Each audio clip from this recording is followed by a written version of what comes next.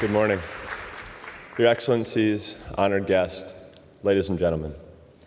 My name is Michael Phelps, and I'm here to share with you that things don't always seem as they appear, nor do they turn out the way that you expect them to.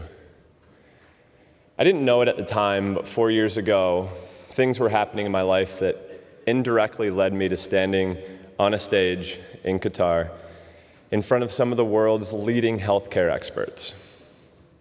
At that time, I was a world champion swimmer with 18 gold medals to my name.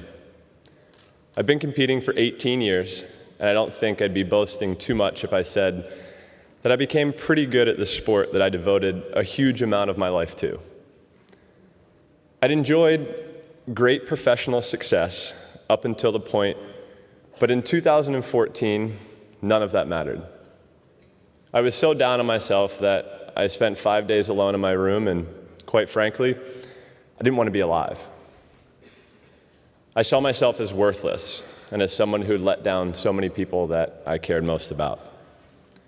But having reached rock bottom, I decided to ask for help, and it was one of the best decisions of my life. As I started opening up and talking about my mental health challenges, I found strength, not vulnerability. And I realized that it's okay to not be okay.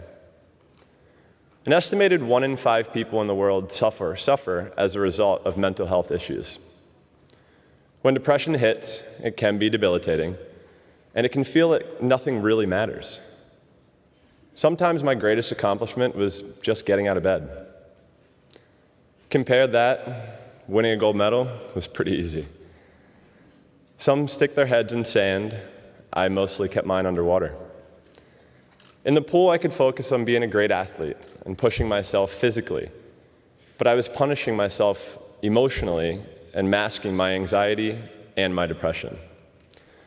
As an athlete, I was taught to always be strong and to never show weakness and to push through any obstacle. There was no room for negative emotions, and at times, my depression would overpower me, and I'd just put my head under the water and simply scream. In the end, I was lucky. I realized that it was okay to sit down with a therapist and talk. It wasn't easy for me, but it was necessary. The decision I made to seek professional help saved my life. That's why it's an honor to stand up here in front of you today. It's an honor to have the chance to thank the healthcare community.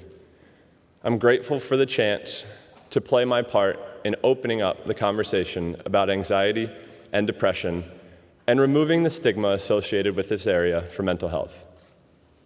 For me, self-awareness and vulnerability is empowerment.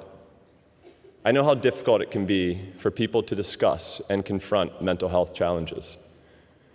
I understand how it can seem like an insurmountable barrier to getting help and the support that is needed. But in sharing my journey, I would like others to know that you're not alone, and you do not need to suffer in silence. It's okay to not be okay. Thanks to seeking professional help, I have a better understanding of myself. I still have tough days, but I have the tools and the understanding to manage them now. I stand here today no less the champion, no less the athlete, no less the person who dared to dream big and work hard.